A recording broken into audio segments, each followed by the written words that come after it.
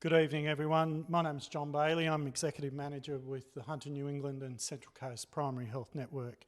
I'd like to welcome you to our electronic prescriptions update for pharmacies, today 30th June. I'd firstly like to acknowledge the traditional owners of the lands on which we meet and pay my respects to elders past, present and emerging. For tonight's session, we've got three speakers.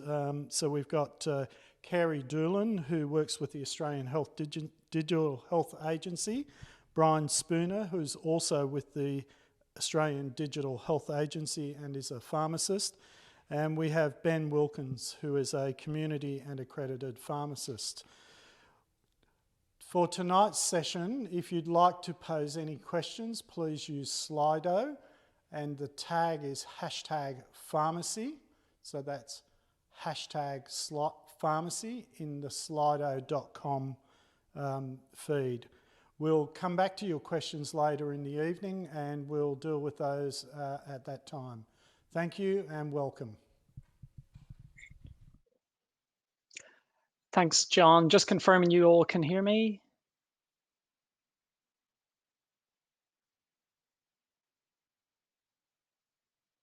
Just confirming you can all hear me, everyone. Yep. Yes. Fantastic. Many thanks. And look, thank you all once again for attending the session this evening. It's it's obviously one of a number of sessions that the Australian Digital Health Agency have collaborated on just to try and bring you as much information as we can around electronic prescriptions. So tonight, we're going to give you an overview of the roadmap for electronic prescriptions. We'll run through the idea and the concept of software conformance and some of the requirements, and also what's called the communities of interest. We'll define and identify some of the electronic prescription models and, of course, the functionality and the subtle nuances and differences between the token and the active script list model. We'll provide you with some resources and some information to make sure that you're as ready as you can for electronic prescriptions as they become progressively available. We'll also outline our communications toolkit, which will be available very, very soon. And we'll provide you with some slides and links to some additional resources. And lastly, of course, we'll run through our question and answer session. Next slide, Kerry. So electronic prescriptions are basically a key priority of the Medicine Safety Initiative, which, as you can see, is one of the 7 pillars of the National Digital Health Strategy.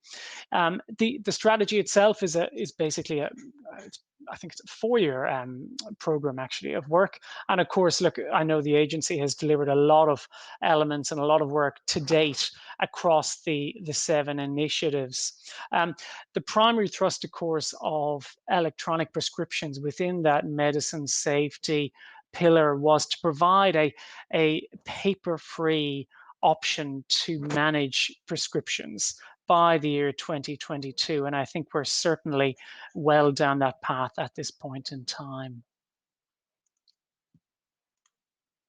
Next slide. Thanks, Kerry. So what has been the agency's role in developing electronic prescriptions? Well, as you can see on the slide, ourselves and the Department of Health have collaborated to develop the quite complex, actually, technical components of electronic prescribing, and indeed the 2 models of electronic prescriptions, along with the conformance framework and, of course, the national change and adoption activities.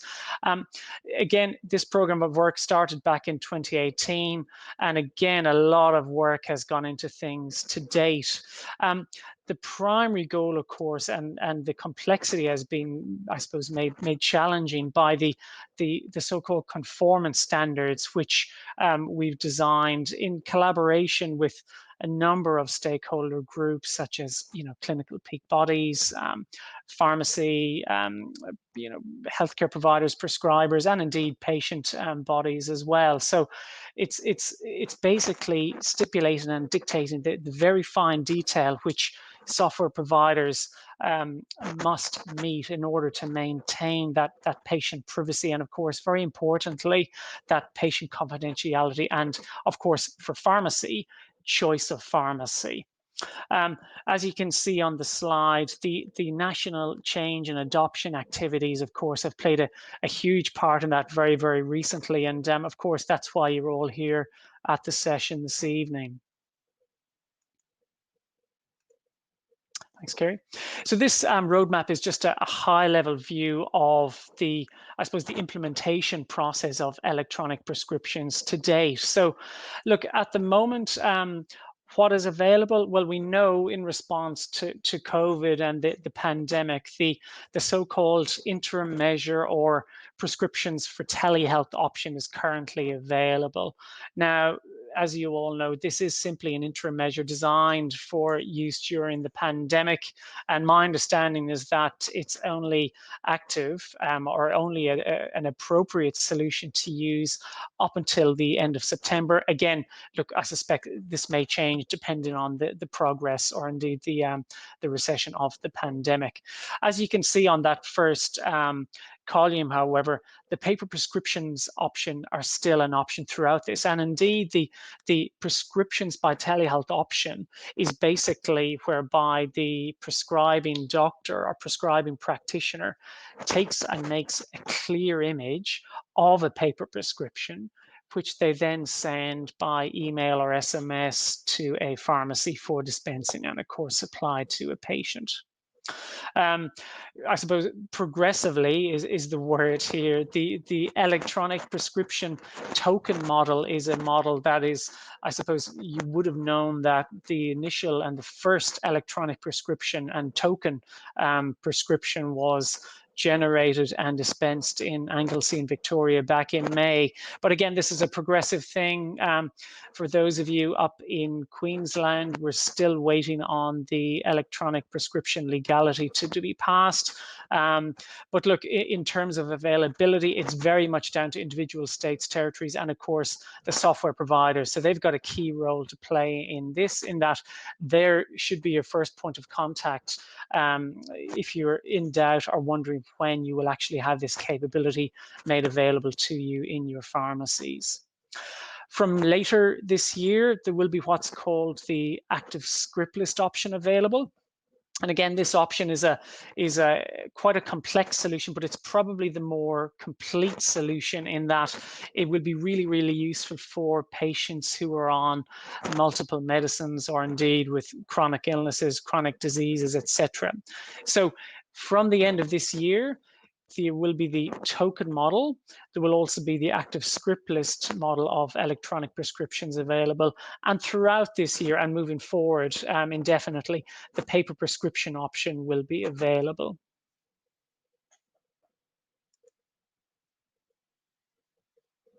So what are electronic prescriptions? Well, as it says here, electronic prescriptions are an alternative option to paper prescriptions. So in essence, the legal document is actually an electronic document. Prior to October last year, the only legal document by which prescribers could order medicines was via a paper prescription. And of course, that has now changed.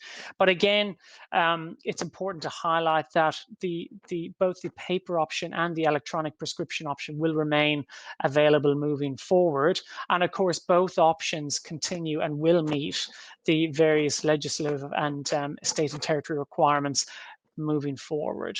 Again, it's not a mandatory program. It's not a mandatory project that is with electronic prescriptions. And again, it's very much a case-by-case basis, depending on the nature of the interaction with patients and indeed, whatever software capability is made available to prescribers.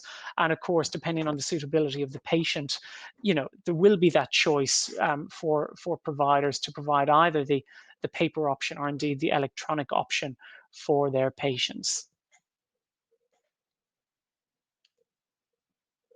So this slide, you can see we've just highlighted the very specific differences between what was called the prescriptions for telehealth option and the electronic prescription format. So as you can see, what does the prescription for telehealth look like? Well, as we know, it does involve and requires the generation of a paper prescription.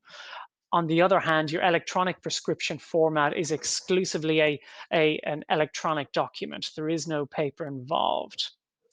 In terms of signature, for it to be a legal prescription, you can see the prescription for telehealth still requires a signature on there, whether it's in ink or indeed printed on there by the prescribing practitioner.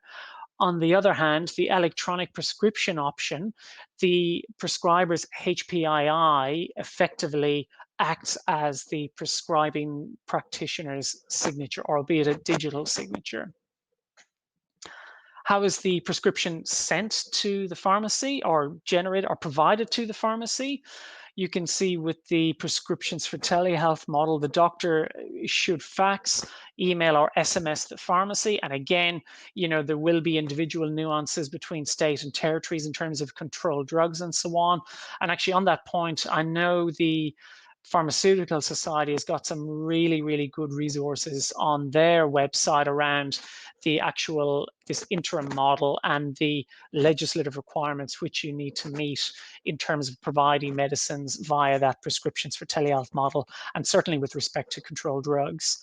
With the electronic prescription format, of course, the patient, as it says, can bring in person the actual token and provide that to the pharmacy directly, or indeed we expect there will be this capacity to provide that token via SMS or email, or indeed by application or by an app. And we know the apps are currently in development, and there are some conformance standards which they must meet also. Who keeps the prescription? With the prescriptions for telehealth, you can see the doctor is obliged to maintain it. And of course, the pharmacy, very importantly, is also obliged to retain a copy of that prescription record. With the electronic prescription option, the patient retains that token model or that token code on their phone.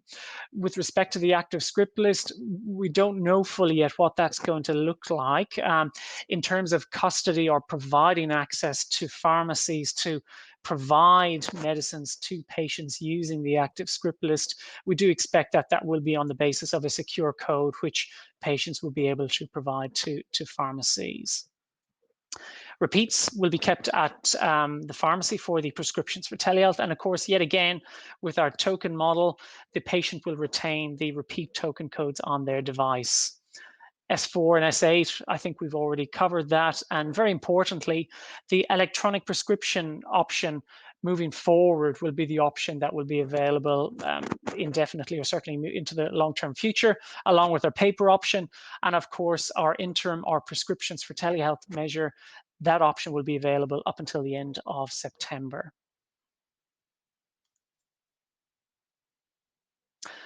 So who can partake in electronic prescriptions? Once again, obviously our prescribers are key stakeholders in this. Very importantly, our pharmacies.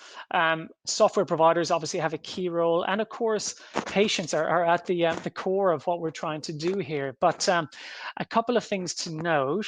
For both pharmacies and prescribing practitioners, they must have access to what's called an open prescription delivery service. So that's your MediSecure or indeed your ERX. And very importantly as well, they must be able to validate a patient's healthcare identifier number. So if you have a Medicare card, you would have a healthcare or a HI number. Or equally, if you've got a Veterans Affairs card, you will also have one. So that is a standard.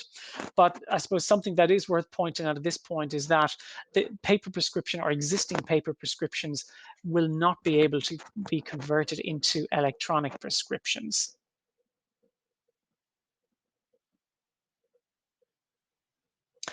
So there will be two options available, and I've mentioned these already. You can see on the left, there's the token model, which is the main thrust of our discussion this evening. And there's, of course, the active script list model, which will be available, later in the year. with our token model, it pretty much involves the generation of a unique QR code for an individual prescription. And certainly at the moment, it's one QR code per prescribed medicine. The code itself, of course, is simply just a key to download or retrieve the actual electronic prescription from our prescription delivery service. So in terms of security and confidentiality and access to a patient's medicines, there is little or no chance of a patient or someone who shouldn't be obtaining a patient's medicines obtaining a patient's token and actually having that prescription dispensed in a pharmacy. Again, something it's very important to highlight with this model, of course, is that it's not the one-fit-all solution. It's not the complete solution.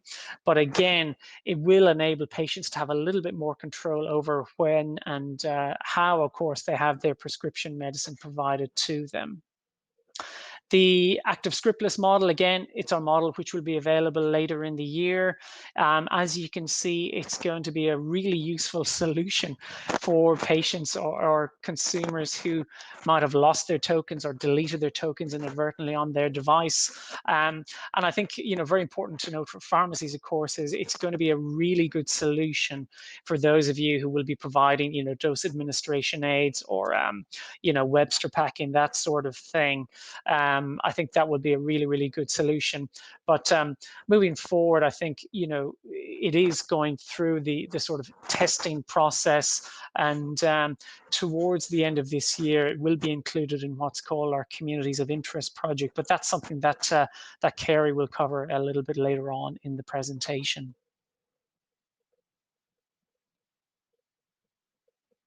Next slide, Kerry. Oh. Thank you. So I'm just going to share with you a very simple case study. You can see our young chap, Julian, is 4 years old. He's febrile and has a sore throat. And understandably, his parents are concerned. So they book a consultation at their local GP clinic. They obviously present at the clinic for their appointment, and doctor makes a clinical assessment of Julian and feels that an antibiotic is an appropriate treatment for him. So doctor knows that the pharmacy around the corner can actually dispense electronic prescriptions and offers the choice to Julian's parents whether they would like to receive a paper prescription or an electronic prescription. They elect to receive the electronic prescription. So doctor generates that electronic prescription and sends the token code to Julian's parent. Julian's mum, will assume, then actually brings and presents the token code to the pharmacy. The pharmacy then scans the code from Julian's mum's device and proceeds to dispense the prescription using their conformance software, and of course provides the medicine to Julian's mum, which he then goes home and has his first dose of. Now, again, it's a very simple case study, but it's designed to show you that not only will our token model work during the pandemic and, for patients who are choosing to self-isolate at home, but this is a very everyday example whereby, it meets the needs of a young child who is just unwell. But look, at this point, I'll actually hand over to Kerry, and I look forward to answering some of your questions towards the end of the session. Thank you.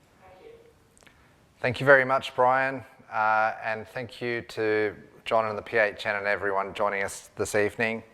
I'm going to now walk through some of the technical process, I guess, or what it looks like. Starting out with a slide that presents a screenshot of what it looks like for a prescriber, a GP or a specialist to be able to implement an e-script in their software. It's integrated in amongst the workflow for a prescriber. So as you can see, we've got the options to select whether we're going to share a token to an SMS or an email, or to select SMS or email other. Provides the opportunity to type in a different mobile phone number or email address to what's currently in the software. And then next to that, there's an e-script tab to be able to send that. And that particular workflows in amongst the current medicines section of a commonly used software type called best practice. And just to mention as well, if you've got any questions, please go to slido.com and utilize the code, which is #pharmacy, to enter in any questions. And as John mentioned, we'll be handling those questions towards the end as a panel. This slide presents some screen examples of what it looks like for a consumer to receive their QR code via SMS. So it comes in date order, as you would expect with any SMS coming in. And there you can see your prescription. Depending on the software type or the mix of software being used, the way it will appear to patients will change slightly, but these are just examples. You can see that there's a prescription in the inbox for the messages. Clicking on that or selecting that opens up a screen which has a hyperlink capability to tap on that and see the QR code. On the right, the QR code exists amongst a few basic bits of information, including the patient's initials, the medicine name and the dosage of that medicine, and a few other bits and pieces that might be associated with the design of the QR code or the design of the branding that's presented to the patient. So it's simply an evidence of the prescription. It's not the full legal document. That full legal document exists in the prescription delivery service, otherwise known commonly as ERX or MediSecure. This slide demonstrates the email example on the left. Email is slightly more tricky to delete, so it can be a more reliable pathway for individuals to handle their medicines. And then on the right, we've got an evidence of prescription example that's been printed. So the QR code can be printed if that's meaningful to the individual. At the pharmacy end, it's a case of scanning the QR code. Whether that QR code's come in from the patient presenting their mobile phone, or whether they've sent it via SMS or email to the pharmacy, which can be even scanned on screen. The scripting counter allows for scanning in, and then depending on your software will pick up the actual legal prescription and present that to you with the full details for review. A few common questions and scenarios when people are getting their heads around electronic prescriptions are demonstrated in these next few slides. So if the patient's unable to receive a token, do they have any options? For example, if they don't have a smartphone. And so they can elect for a carer or someone else, a significant other, to receive the prescription via the QR code route, similar to the fact that you can currently allow for others to pick up paper prescriptions. The token, if it was sent to the wrong number or email, what do we do about that? We're encouraging prescribers to check that individuals have received their QR code, encouraging GPs and specialists to ask patients to either not leave the practice until they've received it. We do expect it'll come through immediately. Prescribers will see, and also pharmacy will see, an acknowledgement that the prescription's actually gone to ERX or MediSecure successfully. But we need to raise awareness for consumers that if they don't receive the QR code, to contact the prescriber. How does the patient obtain the prescription repeat token? As Brian mentioned, when the prescription's dispensed at the community pharmacy, the ERX and MediSecure and the software will automatically fire the repeat to the patient via whatever method that they'd received it in the first place, whether that be SMS or email. These examples are a few other instances where perhaps the prescription's expired. Just like a paper prescription currently, there's an expiry date. At that point of expiry, instead of being able to see a QR code, the patient can see that the prescription's expired. Similarly, if the patient's prescription's already been dispensed, they can see that the dispense has taken place for that particular SMS or email, and then they can move on to the more recent repeat if there were repeats available. And similarly, for where there's been a cessation of the prescription, that shows up there as well. So there's a little bit of transparency about the activity of the prescription and the prescribing taking place there for patients. So if a patient accidentally deletes the token from their device, prescribers can either cancel it or resend it, depending on the software that they're using. Are there any safeguards to prevent patients using their token at multiple pharmacies? As soon as the prescription's been dispensed, it's no longer valid. That QR code's inactive and cannot be taken to other pharmacies. So if there's multiple copies of that QR code shared around, once that one dispense has taken place for that QR code, it's no longer active no matter how many copies of that prescription exist.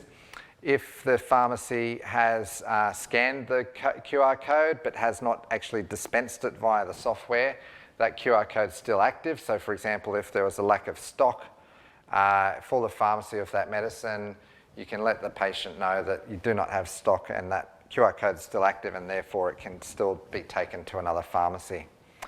And will software cater to legislative requirements? And that is certainly the case. There have been some webinars from some of the software providers you might have seen around, but in any case, they have allowed for the anomalies that take place with prescribing in different states. For example, Tasmania requires an extra field, etc. So the current state of place with readiness by legislation across the country is that all states have made electronic prescriptions legal, except for Queensland. So given that Hunter, New England, Central Coast borders Queensland, we wanted to make it known to you that colleagues in Queensland currently cannot implement, but we do anticipate that that will resolve itself within the coming weeks or very soon months. This is a list of conformance software that has ticked the box in terms of passing the conformance test to be ready for implementing electronic prescriptions. This doesn't have a list of software that's actually implemented currently, where people are actually actively using it. All this list is demonstrating is that the software provider has passed the test for the conformance with electronic prescriptions. So we do update this on the agency's electronic prescriptions website. So please do check in with that if your software is not currently listed there. And we've got the link there, and we'll be sharing these slides, and please do check in with that website on the status of your software. As the software becomes conformant, the software provider enters into a period of checking that it's working, and we call this communities of interest. Communities in that we're looking for, software providers are looking for a prescriber using X type of software, for example, best practice. They're looking for a pharmacy that might be using another software type. In Anglesey, in May, it was utilising Fred and ERX. And so matching up those combinations to check that it all sings and dances correctly and there's no technical issues. There have been a couple of instances of communities of interest in the Hunter, New England, Central Coast region, recently in Newcastle and in Armidale. These models of testing that the working is in order is led by the software providers. So if you are urgently wanting to get involved in electronic prescriptions, the pathway to that is to notify your software provider. This week there were some communications offered to community pharmacy and to GPs and specialists to have two key messages that for consumers from providers, to let consumers know that either you're soon to be ready for electronic prescriptions or you are currently ready for electronic prescriptions. They're flyers, posters, counter cards, online materials such as web banners and things that can be utilised on social media if you are engaging with social media. So it's called a communication toolkit. It requires a login and a password. If you have utilised the PHN login for these sort of materials during the My Health Record expansion, it's utilising the similar login details. And if you are interested in getting involved with electronic prescriptions notifications to consumers early, please notify the agency or your peak body. Peak bodies being the likes of the Guild, PSA. They can share the login details for you. This is a checklist that we've been sharing with providers across the board for the last few months. The key thing with being ready for electronic prescriptions is ensuring that your software is connected to the Healthcare Identifier Service, the HI service. That is having your HPIO in your community pharmacy software. If you've got HPIIs known to you, placing that into the software as well. Checking with your software provider about are you actually connected to HI service and getting that checked if you're not sure. If you are connected to My Health Record and if you can view My Health Records, you are already connected to the HI service successfully. But if you previously were connected to My Health Record or you're not sure, just contact your software provider to ensure that you are connected to the HI service. So that's the key element to being ready. Beyond that, it's considering workflow. How is this going to work for your pharmacy? And I'm sure Ben will elaborate a little bit on that, but there are options for electronic options for the queuing of the basket and also other hard copy options. So there's a couple of options there for pharmacy in terms of workflow. Stay in touch with other healthcare providers that you work with, GPs, specialists, etc. Liaise with them, certainly once you are ready to dispense medicines from electronic prescriptions. It's essential that you let prescribers know. We want to have a community where pharmacy is ready before the patient gets the electronic prescription. Otherwise, if the prescription's given via a QR code and the patient's got nowhere to get it dispensed, then they have to go back to the prescriber and request the old school, well, the current school of paper prescriptions. Please check in with the Australian Digital Health Agency website for further information updates and also with your peak body. We've done quite a lot of information sessions and webinars over the last few months. As Brian mentioned, a lot of the timescales applied to electronic prescriptions has been expedited due to COVID-19, and we've seen record numbers of attendances to our webinars over the last few months. And so this is just an example of some of the webinars that we've recently done. In fact, just last week, both Ben and I were on a PSA webinar presentation. These are some resources. So on our agency website for electronic prescriptions, we've got a prescriber and a dispenser webpage, including some frequently asked questions. The electronic prescriptions toolkit is now published on the website, but in order to access those flyers and social media banners, etc., you do need those login details, and you can contact either me through the PHN or through the agency and the peak bodies. We will be having upcoming webinars, and there are prescriber and dispenser fact sheets on the web pages for our agency website. E-learning modules will be coming soon. Once Queensland legislation has passed, we will be publishing our e-learning modules. And as mentioned, there's some FAQs on our website. Department of Health have been central to the strategy and the communications around electronic prescriptions, and so they also have fact sheets and a website. And of course, software providers are very key sources of information in terms of how does it really work, where do I click, what does it actually look like in my software. So please do liaise with both your software provider, whether that be Fred, Minfos, Quorum, etc., Aquarius, and also with the ERX and MediSecure web pages if you're using ERX or MediSecure. Thank you very much for your time there, and I'll now pass to Ben Wilkins for further insights from a pharmacy perspective. Thanks, Ben. Appreciate it, thank you. Hello everyone, thanks for taking time out on a Tuesday night after a busy day. I'm going to follow on from the scenarios and concepts and the terminology and tools that Brian and Kerry have introduced. And really, as Kerry just said, I'm going to dive into some insights that are probably a little bit more practical and on the ground, a bit more tangible for pharmacists.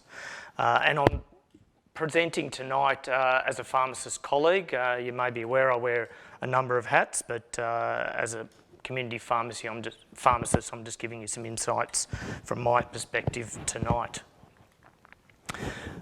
Probably some of the key things to introduce is that this has got a lot of momentum and you need to keep that momentum going in your pharmacies. And really all you need to do is step through everything gradually, one step at a time. You don't have to change everything overnight. So please take that home as a key message. The technical framework, the architecture and the conformance has all been in development, it's all been available for more than 9 months, and the software vendors have been working particularly hard to get that ready. So again, there's already been a lot of mechanics and it might feel new, but there's been a huge amount of work. The bit that's probably a gap is the workflow. That varies between vendors. And it can vary obviously between pharmacies. So that's something that you can get a little bit of guidance on, but you will need to look internally to formulate what your strategy and your offer is for your patients, your customers and your staff, and what your approach is going to be. So the first step, as you'll see on the slide, is just get ready, start all the progressive background work that needs to be done. Build your awareness, the desire will be there, and build your knowledge. Because you really want to spend most of your time working on your procedures and your processes and getting up to speed. That's where the value is.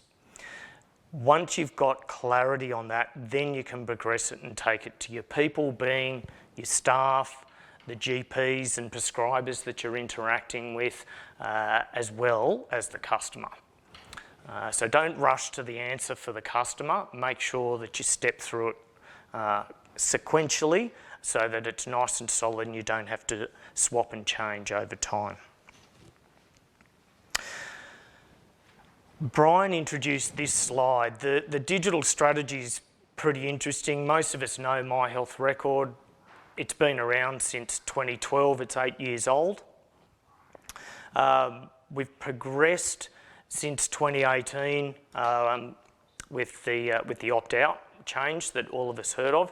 We've progressed into Pillar 4, which is medicine safety. There's 9 strategic objectives for that, for the nation, and one of them is electronic prescriptions. So I just wanted to point out that there is a lot more to come than just electronic prescriptions, and this strategy is to be delivered in a bit over 18 months. So it's to be delivered by 2022. So it's the start of a number of changes for pharmacy, and pharmacy has been pretty much in our stride doing things the way that we've often done in the past. Whereas the GPs, the specialists, the hospitals and allied health, they've been progressing other parts of this digital strategy like the e-secure messaging and the e-referrals. So that's not quite in the paperless pharmacy world, but those sort of things will be building momentum over the next 18 months for everyone, not just the GPs, specialists and allied health. So under medicine safety, just for a little bit of insight, outside of electronic prescriptions, the best possible medicines list will be something that will be rolling out over time, as well as a change to the medicine info for consumers. There's going to be decision support tools around medicines, as well as incident reporting and a national allergy strategy, and that's all outside of real-time prescription monitoring. So that's just pillar 4 there. There's a lot in that, let alone the whole lot. So it's really good to be attentive. Probably keep an eye on the digital agency website and all those webinars, and the PHN has also got visibility on that. You really need to be clued into a bit more than what's just happening in the pharmacy network. I wanted to give a bit of an idea of the why, what and how tonight. As I said, a little bit more practical. So electronic prescribing was actually flagged in the May 2018 budget. There was 27 mil to get everything in progress by October 2019. So that's when all the software vendors got their requirements, and the 31 software vendors had a general mandate to be ready by 30th of June, by today. COVID's obviously changed that. And we've got this little snake diagram, and you can see the lighter green, that's the token model that we're currently working with. And you'll see there that the technical readiness in the purple in August, and the blue in August is the peak bodies and all the education. All of that preparedness and readiness is happening over the next really 4 to 8 weeks. So the targeted communications that are going to come out are looking towards the end of August. So just wanted to give you a time frame. You need to, as I said, keep the momentum going, but it doesn't have to happen overnight.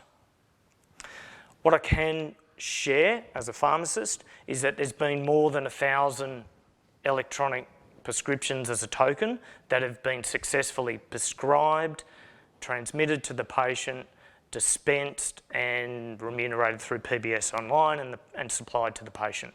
So more than 1,000. There's 20 odd pharmacies and 50 odd GPs. Again, just demonstrating there is a lot of action in the background. Just get ready, just keep working on your processes and being informed. The active script list has a few more complexities, and there'll be plenty of education on that as time moves on into probably more in September than August. So that's the green line on the bottom, and you'll see there's a general direction, even though it was meant to be by about today that it might progress.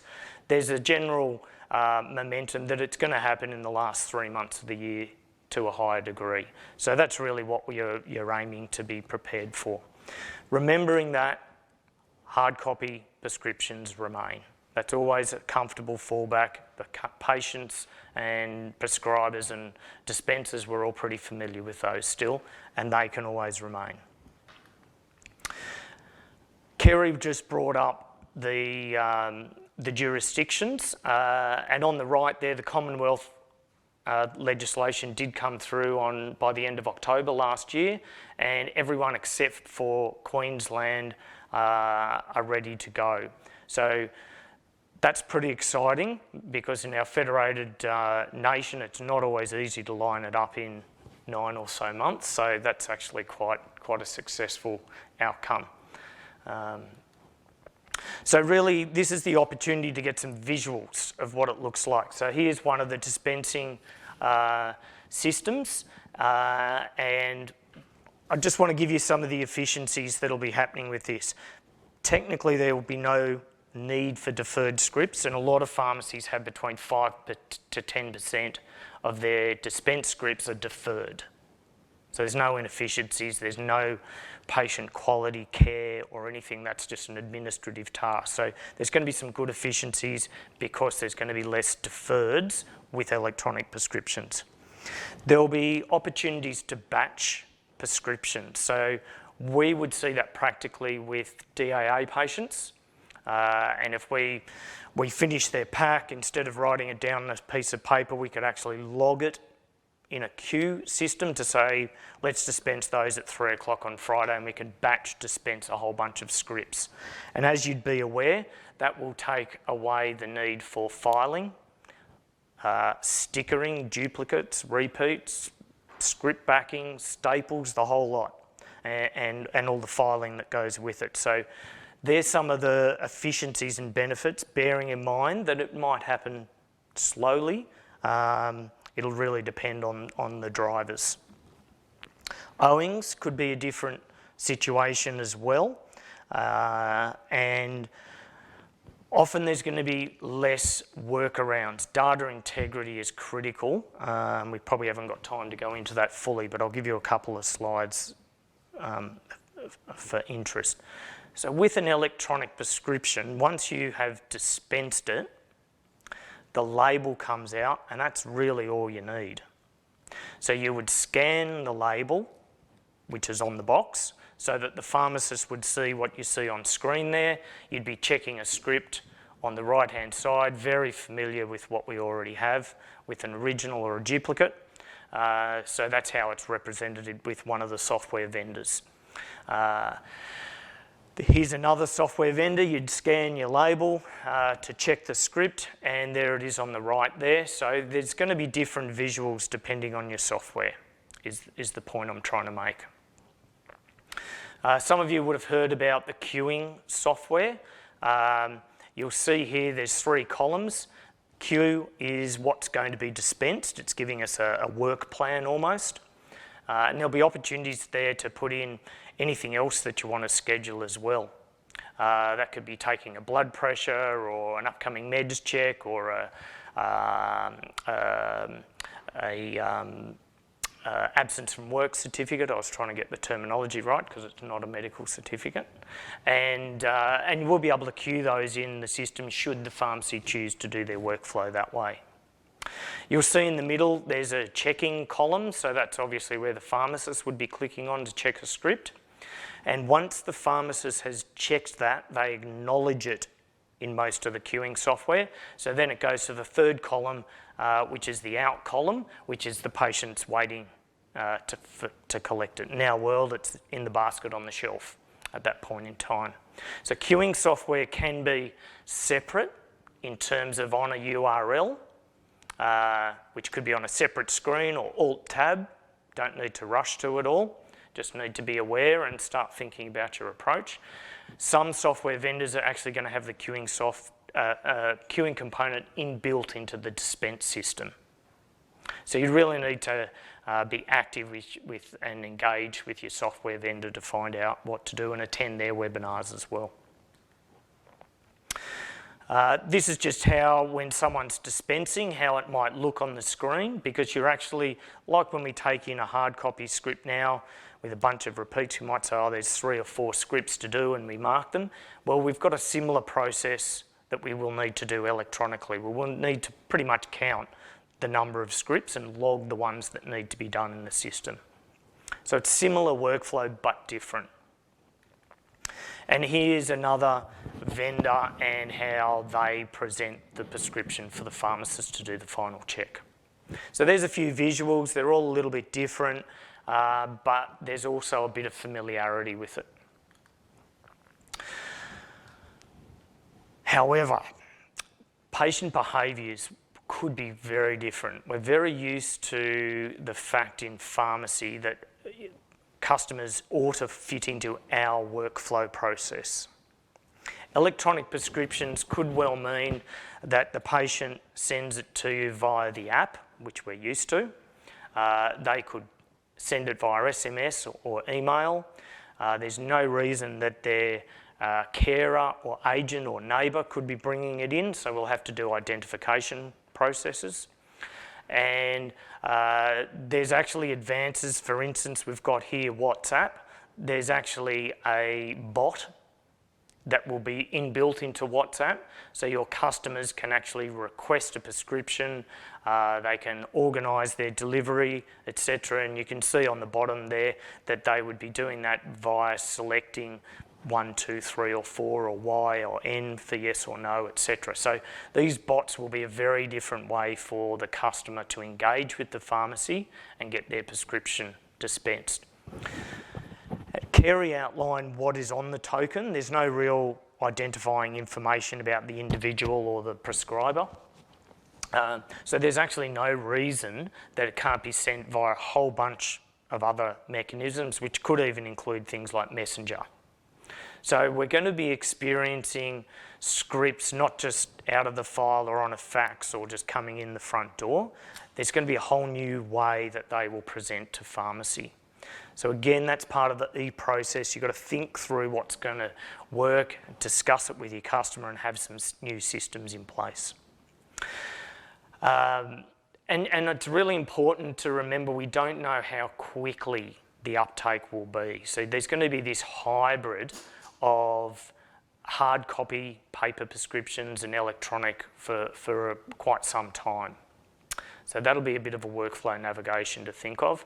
I've written down there the Uber script because deliveries have already occurred in COVID and it's a big focus and there's different mechanisms that are proposed by all the different apps. So that's something you'll need to think about for the customer experience as well. And I did share the 7 pillars on the digital agency, just building on what Brian said. There are lots of technology components to come, so it's really important to not fall behind. Start thinking about it now and preparing. You don't have to take action. Data integrity is critical. So in an electronic prescription, there is actually a full audit trail of who has been involved and what's occurred and when and how and all the identifiers. So all of that has to line up correctly. I've highlighted down there that you can actually get the contact details for the prescriber. It's got their mobile number inbuilt into the system. So all of that is going to be visible in our dispense systems, which in theory can aid improve communications. So where are you up to? So I'm personally supporting some pharmacies get up to speed with this. One of the things that we can do in the process is actually get some data integrity and some insights there. Here's a pharmacy. They've got 21% of their patients with an IHI. So that's going to be a requirement for an electronic prescription because you've got to identify the premises. You've obviously got to identify the patient correctly.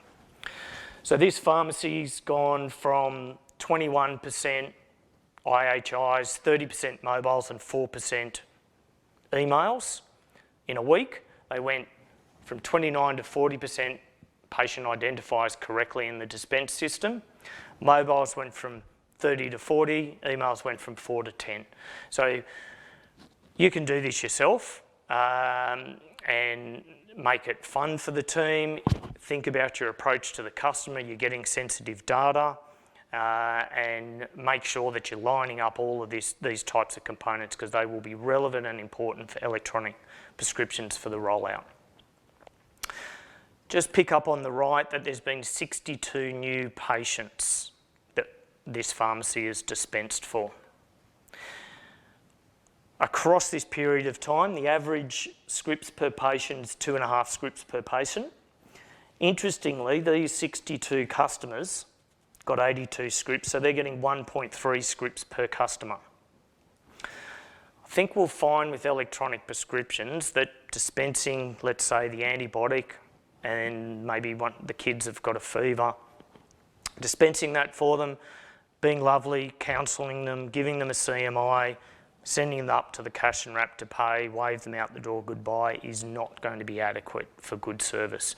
We've got a whole change in demographics of patients and their expectations. So what pharmacy has always done may not be what's appropriate for the future. And that's something you really need to think through. From a business perspective, it's possible to have widgets that actually track how your customer flow is because client retention, high quality patient care means continuity. You don't just say thank you, let them walk out the door and that's it. We really need a more rounded customer experience of patient care, and that's what the health system expects. So on the right there, we've got those 62 patients in the orange, so we can identify how many customers are coming to the pharmacy and their frequency with some of the tools that are now becoming available. Again, from a financial perspective, these, just for general interest, these 62 customers brought in 1144 GP. That's average gross profit per script of $13.95. So they're actually an important customer to look after, rather than just dispense their script, be nice, counsel and let them walk out the door. It's possible to actually have an approach for your GPs. We can actually track on the left there how they're adapting to ERX and MediSecure, which again is a vital component for electronic prescriptions. So there might be a narrative and an approach to your GPs that you'll need to think about. And ERX or this pharmacy is mainly just using ERX and not much MediSecure. So here's just a bit of data analytics insight. We all dispense repeats, and when it's an outside repeat, we've got an approval number from the pharmacy that it was originally dispensed from. So this is over a 6-month period. We've got 900 odd patients with 2,200 odd scripts. Interestingly, the green pie chart, the green part, that represents 36% of the scripts actually came from a competitive pharmacy, and the blue is another 24%. So 60% of these 2,200 scripts, the original was done at another pharmacy. They might have just been a pharmacy next door to the GP, which is fine. Electronic prescriptions might change that dynamic. So you could look at this in a way, is it a lost opportunity because you haven't provided full care and full prescription service to the patient, or are you just happy that you process the repeats? I think if you look at the bottom line there, it's actually quite significant. And pharmacy and the health system in general although we've got an expanding population, pharmacies with our 5,700 odd, pharmacies are generally seeing a year-on-year downward trend of prescriptions. So patient care is the paradigm. And really looking after people the way that we've done it for the last 20 years is probably not going to cut it. Remembering that the services that pharmacy have, like the CPA programs, the uptake is really generally haphazard. I think I can share that the average pharmacy is looking at about 3 meds checks per month. Meds checks and patient profiles are quite critical. It's going to be part of the best possible medicine list or the pharmacist shared medicine list. These are great opportunities for patient care, and they can be uploaded to My Health Record. In fact, one provider has been doing it since December last year. So there's opportunities there to care for our patients and give them visibility on their medicines, improve their health literacy, and all these things that we aspire to do. All the tools are either there or coming, and it's a great opportunity for the profession to interact with the GP and the specialists for the care of the patient. So some of the tools can give you some insights again on the financials if that's a motivator. So I think I can wrap up and we can look at some questions as a panel, and I just encourage you to get ready, progress your procedures and your processes, and then you can take it to your people and make a difference. Thank you. Thanks, Ben. Thanks, Kerry. And we might now move to the questions. So, in no particular order, and I'll leave it for you guys to sort out who's going to answer them. If we've got a question for Brian, I will give him a little bit of notice before we throw to him. So, the first question is, what is the method of scanning codes from a patient's phone? Do we need to take possession of the phone, or perhaps set up additional scanners at the script in? I think that was answered, but it might be worth reinforcing. Ben? I'll jump in with that. There's probably 20 or 30 odd different scanners that are being tested in the market. If you've got a product with a QR barcode and you just have a web browser and it populates, you've got a scanner that's functional. So you do not need new hardware if you've got one scanner that works. You probably just need that scanner though at your in-counter, because you don't want to be handling the patient's phone, whether that's for COVID or privacy, or you drop it and smash a screen. You don't want to touch it. There will be progression with scanners, whether they're cordless, Bluetooth. Ideally, we'll have a scanner that patients swipe their phone once. We don't want them standing on one leg with one arm in the air, swiping it 10 times. So just test it yourself and speak with your vendor if you don't have one that functions. Yeah, so if patients are isolating and if they've sent in the QR code via SMS or email, on any screen you can still scan it, so it can come in through a variety of methods. And one of the tricks is to make sure that the device, whether it's a monitor or a phone, is that the brightness is turned up. Yep. So increase the level of contrast. And John, just to dispel any myths, you don't need 4D scanners and stuff that have gone around. You just need a functional 2D scanner. Glad we don't need 4D scanners. Does the system work for private prescriptions? Yes, it does. So some of the websites state that this is to benefit PBS prescriptions, but in fact it benefits both PBS and private prescriptions as well. John, can I intervene on that as well? Because it's what is different to the interim arrangements and the digital image one that we've got is electronic prescriptions will definitely be occurring for Schedule 8, the control drugs, and the S4Ds. As far as I'm aware, outside of the privates, it's also going to be the Section 100 drugs. So basically, you either have a hard copy or an electronic prescription, and they both will, if you've all set up properly, they'll both give the right outcome. So I think you've answered the next question, which is, can this be used for S8 and S4 drugs? Definitely. Yep. Excellent. Some of the software might require an extra password, depending on, so it might be a slightly different workflow there. Okay, Anonymous has been really busy tonight, so we've got another question from Anonymous. Will the pharmacist be able to access the prescription without the code? Will the prescriber be able to send it directly to the pharmacist? I'll pass that to you. Yeah, so I might pass that one to Brian if that's all right. Brian? Well, we might come back to Brian on that one, and while we're getting Brian online again. The brief answer there, John, is yes. There are options. So Brian, would you like to take that question? Will the pharmacist be able to access the prescription without the code? Can the prescriber send it directly to the pharmacist? Oh, okay.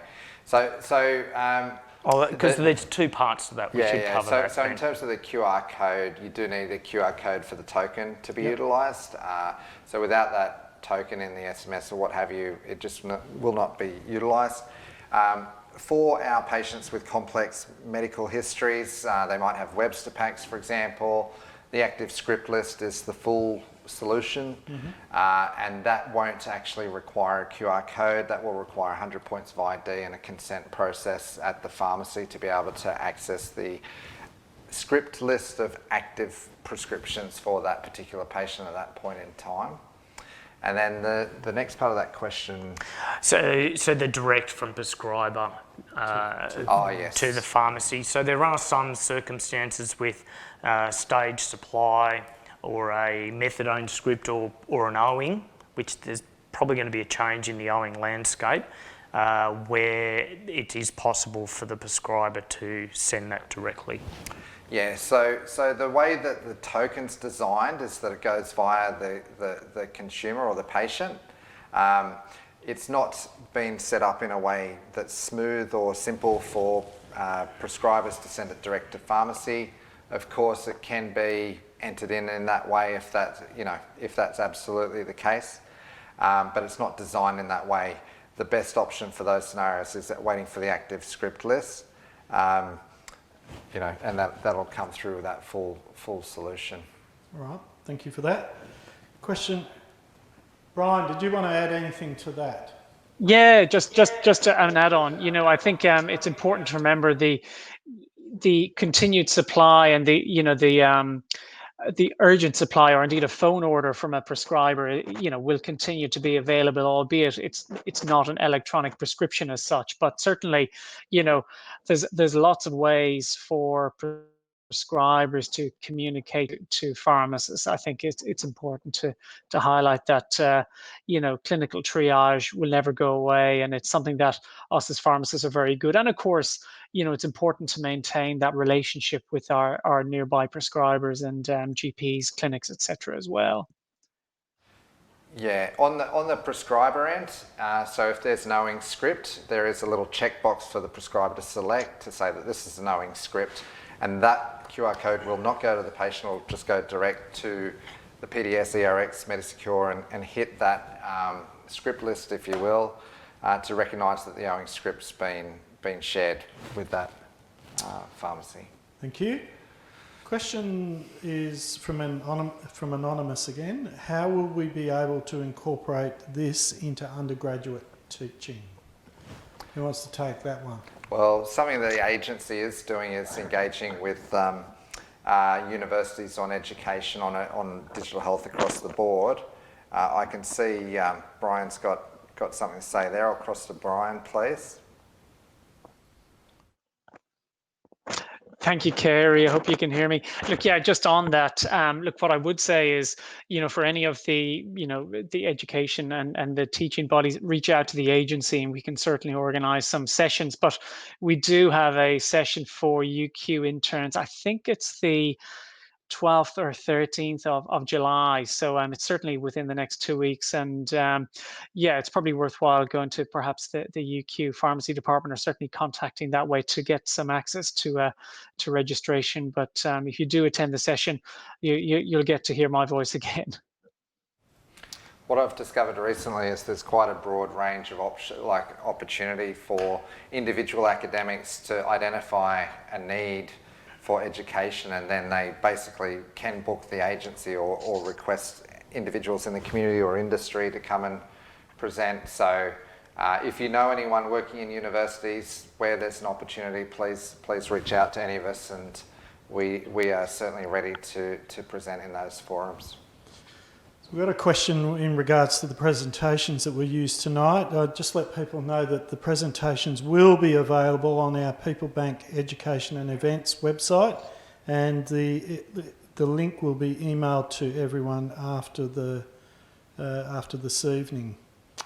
How secured and private using social media apps like WhatsApp? Is there a criteria for using social media?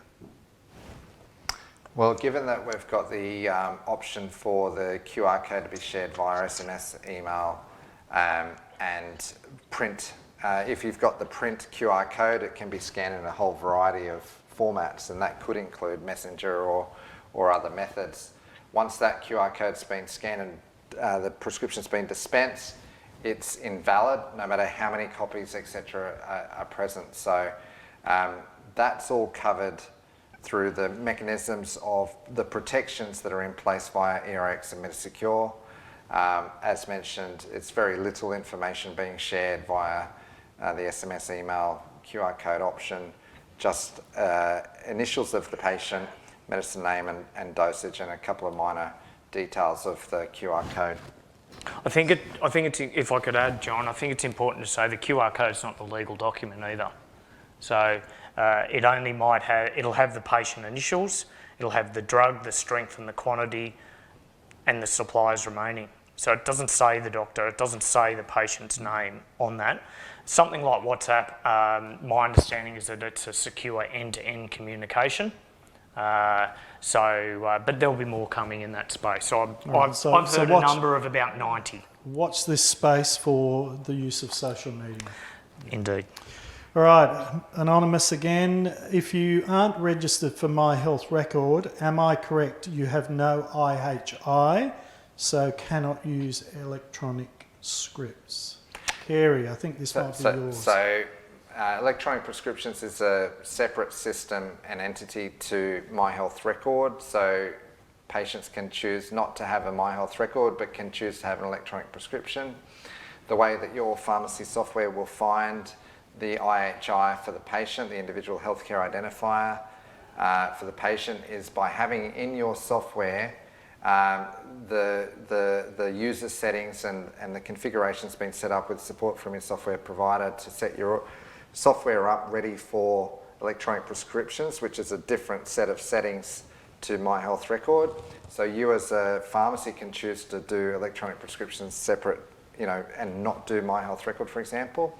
And then your software simply requires the Medicare card or DVA card number, name, gender, date of birth, and some of those things come through via the scan option as well, through the ERX or Medisecure.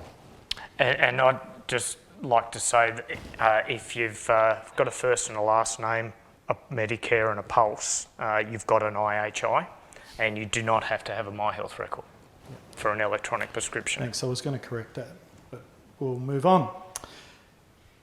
Can we undo a script if dispensed, e.g. the customer has not taken it from the pharmacy and no longer needs or asked for a wrong repeat? Yes. So just like a hard copy prescription, when we dispense it, we keep it. We don't give it back to the patient. That's what happens with the token.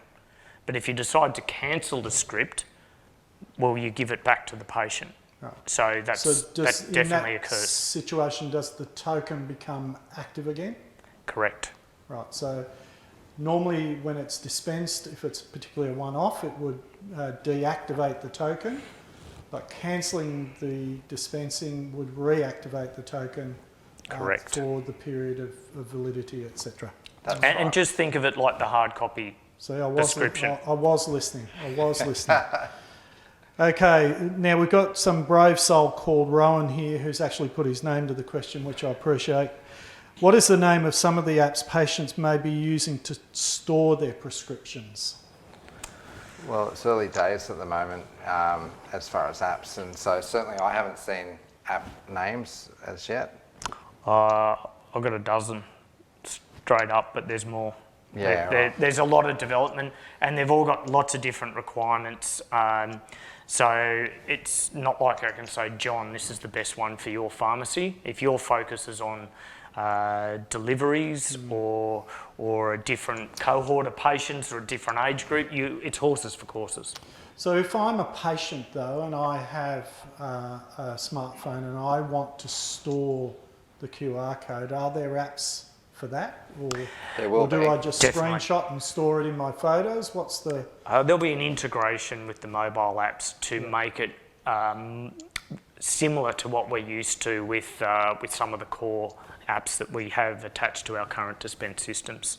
So that when that's integrated, it'll be like our current workflow in pharmacy. Okay. Another question from Anonymous. When you scan and dispense a QR token, how does it render a duplicate copy of that token, which has been voided, I imagine? Is that the repeat process? I suspect that's what the question is. If it's a duplicate, you need, for audit purposes, that token remains, but it's not like an original and a duplicate. There's not two copies like we've got in the in the paper prescription. So it'll be retained within the dispense system for audit purposes, but no longer, that QR code is no longer available for the patient because there's a new one that's issued for the repeat token. I'll pass to Brian for a bit more on that, please, John. Thanks, Brian. Thanks, Kerry, and thanks, John, and indeed, Ben. Just something that I know came up on previous webinars was, and Kerry actually showed a sample screenshot of what a notification of a prescription or indeed a token would look like if the prescription has been cancelled at the prescriber end. So say, for example, Mrs. Jones presents her amoxicillin prescription, 500 milligrams, 1 TDS with 1 repeat, and you as a pharmacy and pharmacist have already dispensed the initial prescription and indeed claimed for it. And doctor then finds out or somehow determines that, oh my goodness, Mrs. Jones or Mrs. Murphy is allergic to amoxicillin and decides to cancel that prescription. Because you've actually completed the dispense process and indeed claimed for the medicine, that claim remains valid. So you will get paid for that. It will simply cancel at that point any outstanding repeat supplies that might be available. So just an important point to note from a PBS claiming perspective. Excellent. Thanks, Brian. That's all of the formal questions. Can I say thank you very much for your time tonight, gentlemen. It's been really interesting and very much appreciated. If I can encourage everyone who's online to complete the survey online, and we would appreciate the evaluation form being completed. Thank you. Once again, thanks for joining us tonight, and good night.